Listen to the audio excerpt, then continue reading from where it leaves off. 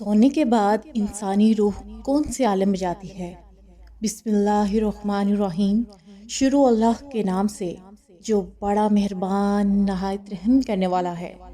محترم ناظرین و سامعین، السلام علیکم۔ ناظرین، اللہ پاک نے ہمیں طرح طرح کی نعمتوں سے نوازا۔ اللہ نے نہ صرف ہمارے لیے ہماری زمین بنائی بلکہ ہمارے لیے اللہ نے 4 عالموں کو پیدا کیا۔ پہلا عالم ہے عالم ارواح، جہاں ہم انسانوں کو بنایا گیا، اور اس کے بعد آتی ہے عالم دنیا جہاں ہم اس وقت رہ رہے ہیں، اور جب ہماری موت ہو جائے گی تو ہمیں عالم برزخ میں بھیج دیا جائے گا۔ ناظرین، یہی وہ جگہ ہے جہاں مرنے کے بعد ساری روحیں اکٹھی ہوتی ہیں اور قیامت کے آنے کا انتظار کرتی ہیں، اور جب قیامت قائم ہو جائے گی تب یہ تمام روحیں عالم آخرت میں جمع ہوں گی۔ ہم انسان ان 4 عالموں میں سفر کر کے ہی اپنے نتیجے تک پہنچتے ہیں۔ اس دنیا میں ایسا کوئی انسان نہیں جنہیں ان 4 عالموں سے نہ گزرنا ہو۔ جیسا کہ ہم نے آپ کو بتایا، انسان کو عالم ارواح میں بنایا گیا، اور اس عالم کا نام عالم ارواح اس لیے رکھا گیا کیونکہ یہاں روحیں رہا کرتی ہیں۔ اس دنیا میں آنے سے پہلے ہم بھی عالم ارواح میں ہی تھے۔ عالم ارواح میں ہمارا جسم نہیں تھا، صرف ہماری روحیں وہاں رہتی تھیں۔ ہماری روحیں عالم ارواح میں بہت وقت رہیں۔ اس کے بعد ہمیں ایک لمبی نیند سلایا گیا، اور پھر ہمیں انسانی جسم عطا کر کے اللہ پاک نے دنیا میں بھیج دیا۔ اس سے ہمیں یہ بات تو پتہ چلتی ہے کہ جتنے بھی انسان اس دنیا میں پیدا ہوئے ہیں، ان کی روحیں بہت کم وقت پہلے ہی عالم ارواح میں پیدا ہو چکی ہیں، یعنی ہماری روحیں پہلے ہی پیدا کر دی گئی ہیں، اور پیدا ہونے کے بعد انہیں دنیا کے اندر جسم میں بیچ دیا گیا ہے۔ ناظرین، بات کی جائے ہماری روح کے وزن کی تو اس کے بارے میں ہمارے ایک سائنسدان نے ایک ایکسپیریمنٹ کر کے ہمیں بتایا۔ اس سائنسدان نے ایک مرتے ہوئے انسان کے اوپر ایک ایکسپیریمنٹ کیا، اور زندگی کے بعد والے وزن میں 21 گرام کا فرق آیا۔ یعنی کہ جب وہ انسان زندہ تھا تو اس کا وزن 21 گرام سے زیادہ تھا، اور مرنے کے بعد اس کا وزن 21 گرام کم ہو گیا، جس سے یہ بات ثابت ہوئی کہ ہماری روحوں کا وزن 21 گرام ہوتا ہے۔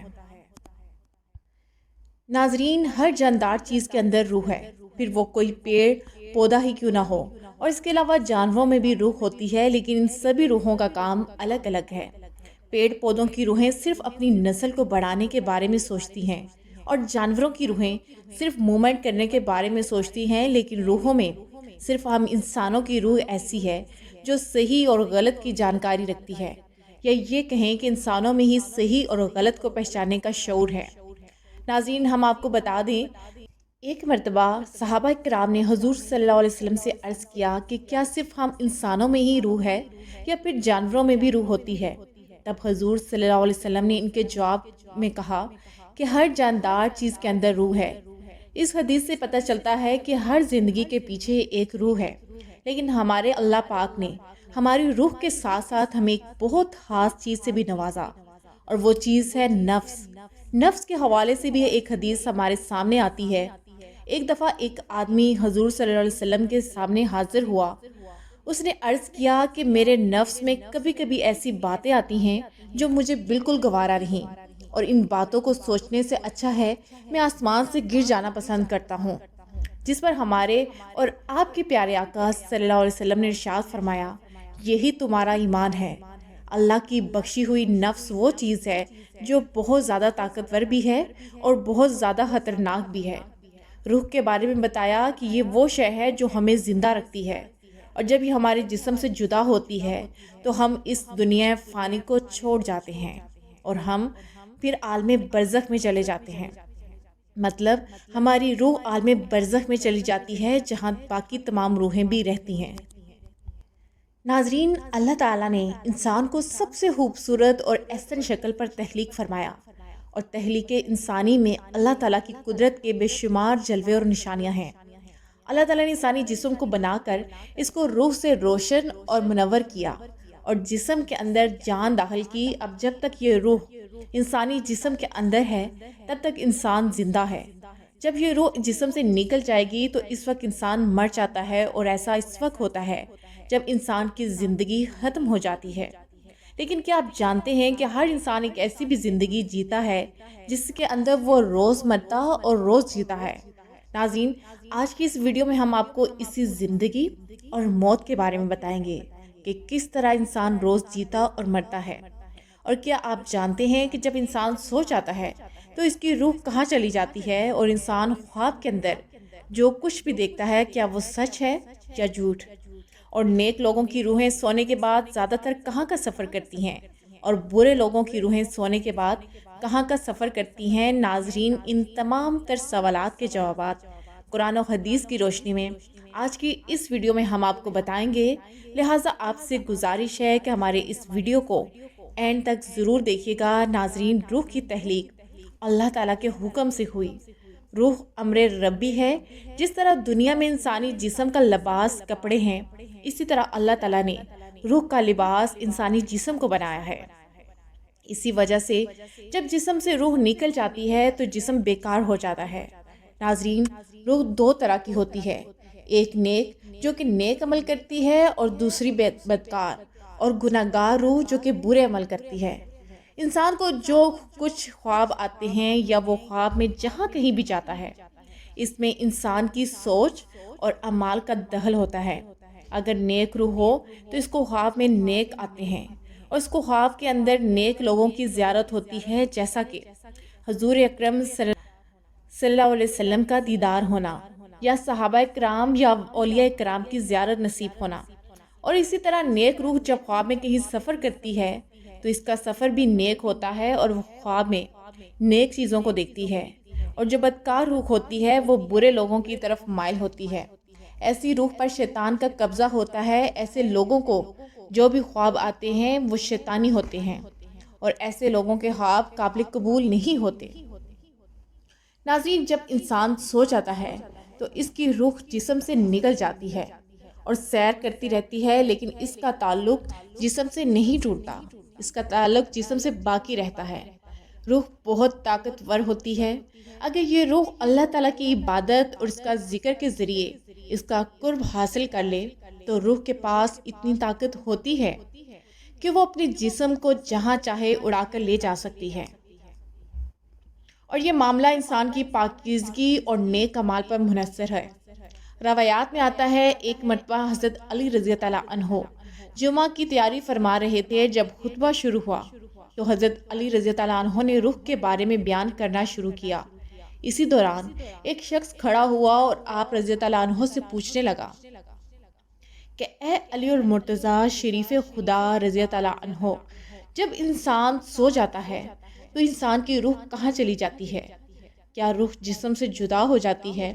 تو حضرت علی رضی اللہ عنہ نے ارشاد فرمایا کہ تمہارے جسم اور ہر انسان کے جسم میں جو روح اللہ تعالیٰ نے ڈالی ہے یہ 3 حصوں میں تقسیم ہے۔ روح کا پہلا حصہ انسان کے جسم ہی میں رہتا ہے، اور روح کا دوسرا حصہ انسان کے وجود سے باہر یعنی عالم برزخ میں اس کو دیکھ رہا ہوتا ہے، اور روح کا تیسرا حصہ انسانی جسم سے اس وقت جدا ہوتا ہے جب انسان سو جاتا ہے۔ اگر انسان نیک اور اللہ تعالیٰ کا فرمانبردار ہو تو اس کی روح ایک ایسے عالم میں چلی جاتی ہے جہاں اللہ تعالیٰ نے جنات اور انسانی روحوں کے مابین ایک راستہ بنایا ہے۔ یہ نیک روح جب اس مقام پر پہنچتی ہے تو اس وقت انسان کو خواب آنے لگتے ہیں۔ وہاں یہ نیک روح وہ سب کچھ دیکھتی ہے جو آگے دنیا میں ہونے والا ہوتا ہے، اور اگر انسان گناہگار اور اللہ تعالیٰ کا نافرمان ہو تو ایسے انسان کی روح اس کے جسم ہی میں قید ہوتی ہے، اور اس کو خواب میں نیک روح کی طرح کچھ بھی نظر نہیں آتا۔ اور اگر انسان نیک اور اللہ تعالیٰ کا فرمانبردار ہوتا ہے تو اللہ تعالیٰ ایسے انسان کو ایک خاص قسم کا علم عطا فرماتے ہیں۔ اس علم کے اندر ایسی طاقت ہوتی ہے کہ اگر انسان جب چاہے جہاں چاہے وہاں پر جا سکتا ہے۔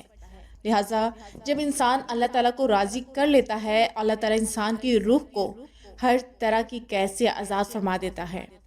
اس وقت اللہ تعالیٰ اس کو ایک خاص علم عطا فرماتا ہے جس کے ذریعے یہ جہاں چاہے وہیں پر جا سکتا ہے۔ حقیقت یہ ہے کہ انسان کے خوابوں اور روح کا تعلق انسان کے اعمال کے ساتھ ہے۔ اگر انسان کی سوچ اچھی ہو تو انسان کو اچھے خواب آتے ہیں، اور اگر انسان کی سوچ بری ہو تو اس کو برے خواب آتے ہیں۔ ناظرین، اللہ تعالیٰ قرآن پاک میں ارشاد فرماتا ہے جس کا ترجمہ ہے، اور جو کچھ اس زمین پر ہے وہ فنا ہونے والا ہے، اور تیرے رب اللہ کی ذات باقی رہنے والی ہے جو عظمت اور بزرگی والا ہے۔ اور ایک دوسرے مقام پر اللہ تعالیٰ قرآن پاک میں ارشاد فرماتا ہے، اور ہر جان کو موت کا ذائقہ چکھنا ہے، بے شک تیرے رب کا وعدہ سچا ہے۔ ناظرین، آپ نے انسانوں کو تو مرتے ہوئے دیکھا ہوگا کہ ان کو موت کیسے آتی ہے اور ان کی روح کیسے نکلتی ہے۔ کچھ انسانوں کو نزا کے وقت بہت تکلیف کے مراحل سے گزرنا پڑتا ہے، اور کچھ انسانوں کی روح ایسے قبض کر لی جاتی ہے جیسے کہ دودھ میں سے مکھی نکالی جائے۔ لیکن کیا آپ جانتے ہیں کہ جانوروں کی موت کیسے آتی ہے؟ تو ناظرین، اب آپ کو بتاتے ہیں کہ جانوروں کو موت کیسے آتی ہے، اور جانوروں کی روح کون سا فرشتہ قبض کرتا ہے، ملک الموت علیہ السلام یا کوئی اور فرشتہ؟ اور کیا جانوروں کو بھی موت کے وقت سختیاں محسوس ہوتی ہیں، اور کیا ان کو بھی نزا کی تکلیف ہوتی ہے؟ اور جانور اپنی موت مرنے سے پہلے کہاں چلے جاتے ہیں؟ ناظرین، جانوروں کی موت سے پہلے اپنی موت کے بارے میں پتہ چل جاتا ہے، اور اپنی طبی موت مرنے والے جانوروں کی لاشیں ہمیں نظر نہیں آتی۔ ان سارے سوالوں کے جواب آج کی اس ویڈیو میں ہم آپ کو بتائیں گے۔ ناظرین، اللہ تبارک تعالیٰ نے جس چیز کو بھی زندہ کیا، پھر چاہے وہ انسان ہو، جانور ہو، پرندہ ہو یا کوئی دوسری مخلوق، اس کو ایک دن موت کا ذائقہ ضرور چکھنا ہے۔ جس طرح انسانوں کو فکس کیے ہوئے ٹائم پر موت آتی ہے، اسی طرح جانوروں کو بھی فکس کیے ہوئے ٹائم پر موت آتی ہے۔ ناظرین، آپ نے کبھی غور کیا ہوگا، ہمارے معاشرے میں ہمارے آس پاس بہت سارے جانور، پرندے اور دوسری مخلوقات رہتی ہیں، لیکن جب کوئی جانور مرتا ہے تو ہمیں صرف ان جانوروں کی لاشیں نظر آتی ہیں جو جانور حادثاتی طور پر مرتے ہیں، جیسے کہ روڈ ایکسیڈنٹ میں مرنے والے جانور، یا وہ جانور جن کو قید میں رکھا گیا ہے، یا پھر وہ جانور جن کا شکار کیا گیا ہو۔ ایسے جانوروں کی لاشیں تو ہمیں نظر آتی ہیں، لیکن جو جانور اپنی زندگی کا وقت پورا ہونے کی وجہ سے اپنی طبی موت مرتے ہیں، ان کی لاشیں ہمیں نظر نہیں آتی۔ اس لیے آپ نے کبھی طبی موت مرنے والے جانوروں کی روح نکلنے کا منظر نہیں دیکھا ہوگا۔ ایک شخص نے حضرت امام جعفر صادق رضی اللہ عنہ کی خدمت میں حاضر ہوا اور آپ سے سوال کرنے لگا کہ جو جانور، پرندے اور کیڑے مکوڑے اپنی طبی موت مرتے ہیں، ان کی لاشیں ہمیں نظر کیوں نہیں آتی؟ وہ کہاں پر چلی جاتی ہیں؟ جیسے کہ ہمارے علاقے میں چوہے، بلیاں، پرندے اور دیگر جانور پائے جاتے ہیں، یہ جانور بھی اپنی طبی موت مرتے ہیں، اور روزانہ ہزاروں کی تعداد میں پرندے اور جانور موت کا مزہ چکھتے ہیں، لیکن ان کے مردہ جسم ہمیں نظر کیوں نہیں آتے؟